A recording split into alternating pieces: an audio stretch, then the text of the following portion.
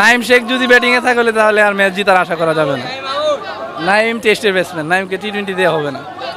অবশ্যই আমরা সাকিব ভক্ত, আমাদেরকে যুক্তি দিতে হবে। সাকিব ছাড়া বাংলাদেশ থেকে রচন। না, নাইম তো মোটেই না, নাইম তো মোটেই না। ওইটাই ওই পারভেজ এবং তামিম। নাইম আজকে একটু ছিল, আমি নাইমের কাছ থেকে একটু বেশি এক্সপেক্ট করেছিলাম, বাট ইয়া সবার টাইম তো সবসময় ভালো থাকে না, so better luck next time. আমরা আসলেই পাকিস্তানি বাংলাদেশকে সাপোর্ট করতেছিলাম, বাট পরবর্তীতে সে পকেটে কোটা নিয়ে আসছিল, যখন অবস্থা চেঞ্জ দেখছে সেভাবে চেঞ্জ করে ফেলছে। খুব খারাপ হয়েছে। এই জায়গায় যদি মুস্তাফিজ থাকতো, তাসকিনের জায়গায় যদি মুস্তাফিজ থাকতো, তাহলে এই পিসে অনেক ভালো বোলিং করতে পারতো। আজকে কোনো ডট বল নেই।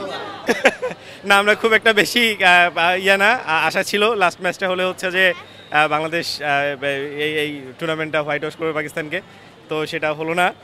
So hope for the best for the next tournament.